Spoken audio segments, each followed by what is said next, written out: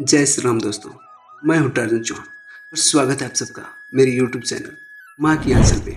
दोस्तों, आज की वीडियो में आप जानेंगे कि हनुमान जी के आखिर वो कौन से ऋण थे जिन्हें स्वयं प्रभु श्री रामचंद्र, भैया लक्ष्मण, भरत और शत्रुघ्न कभी नहीं चुका सकते थे। दोस्तों, आइए शुरू करते हैं आज की इस वीडियो को।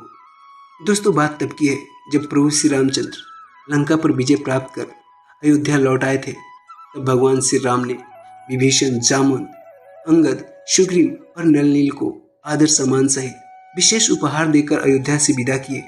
दोस्तों, रामायण में इसे विस्तार से बताया गया है।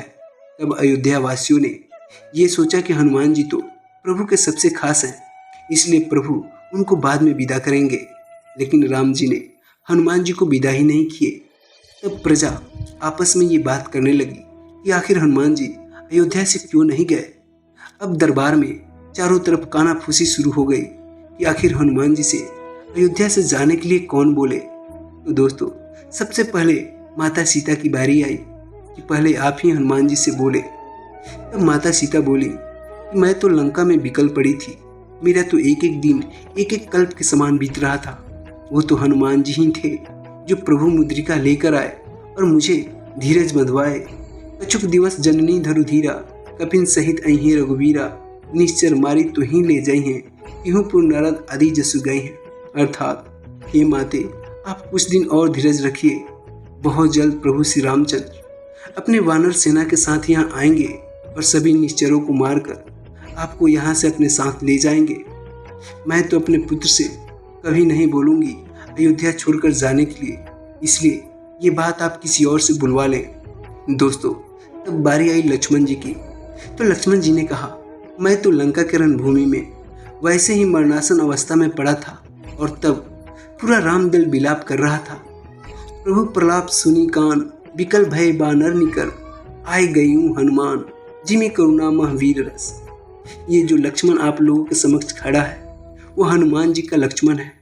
दशरथ पुत्र लक्ष्मण तो लंका युद्ध में मेघनाथ के हाथों मार डाला गया था। फिर भला मैं किस मुंह से और कैसे बोलूं हनुमान जी से अयोध्या छोड़कर जाने के लिए। दोस्तों, तब बारी आई भरत जी की और तब भरत जी रोने लगे और भरत जी रोते हुए बोले कि भैया राम जी को अयोध्या से निकलवाने का कलंक तो वैसे ही मुझ पर लगा है, और फिर हनुमान जी को अयोध्या से जाने को बोलकर मैं दूसरा कलंक अपने ऊपर क्यों लगाऊं। बीते अवधि राही जो प्राणा, अधम कवन जग मोही समाना।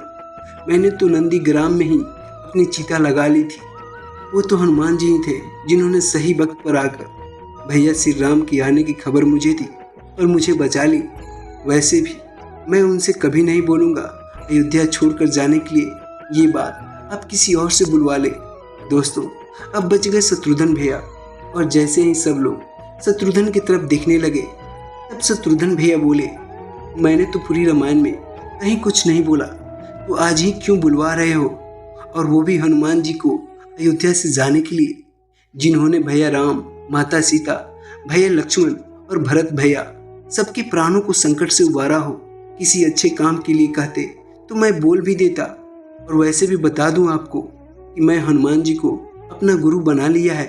उनसे मैं तरह तरह की युद्ध कलाएं और शास्त्र का ज्ञान ले रहा हूँ। फिर भला मैं यहाँ से उन्हें जाने के लिए क्यों और किस मुंह से बोलूँ। दोस्तों, अब सिर्फ एक ही आदमी बचा था और वो थे प्रभु श्री रामचंद्र। तब माता सीता ने कहा, हे प्रभु, आप तो तीनों लोगों के स्वामी हैं और मैं देख रही हूँ कि आप हनुमान जी से बात करने में सकुचा रहे हैं। तब प्रभु श्री रामचंद्र बोले कि हाँ देवी, मैं हनुमान जी का कर्जदार हूँ। प्रति उपकार करो का तोरा, सन्मुख हो न सकत मन मोरा। इसलिए मुझे उनके सन्मुख होने का भी मन नहीं हो रहा है। हे देवी, हनुमान जी का कर्जा उतारना आसान नहीं है। इतने समर्थ राम में नहीं है जो राम नाम में है, क्योंकि हनुमान का कर्जा उतारना हनुमान की बराबरी करने जैसा होगा। यदि सुनना ही चाहती हो तो सुनो, हनुमान जी का कर्जा कैसे उतारा जा सकता है। हनुमान करे आपन विवाह, जो स्वयं एक ब्रह्मचारी, रावण लंकेश हरे, इनकी फिर से जबनारी, मुद्री ले रघुनाथ चले, निज पौरस लांगी अगम जवारी, अवस्थी कहे सुधि सो छड़े, तन से मन से होवे उपकारी, तब रघुनाथ चुकाई सके ऐसे हनुमान की दिव्य उधारी।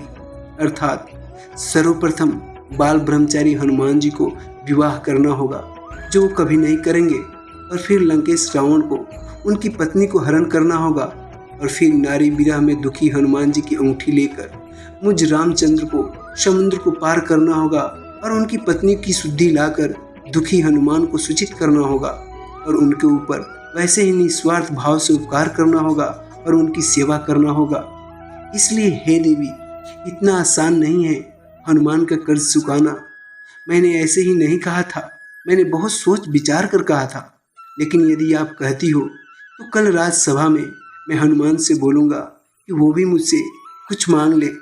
तो दोस्तों, दूसरे दिन राजसभा लगा और दूसरे दिन के राजसभा में सभी लोग एकत्र हुए और सभी बड़े उत्सुक थे कि आखिर हनुमान जी क्या मांगेंगे और राम जी क्या देंगे। फिर राम जी ने हनुमान जी से कहा, सब लोगों ने मेरी बहुत सहायता की और मैंने सबको कोई ना कोई पद दे दिया। विभीषण और सुग्रीव को लंका और किष्किंधा का राजपद, अंगद को युवराज पद। तो हे हनुमान, आज तुम भी अपनी इच्छा बताओ।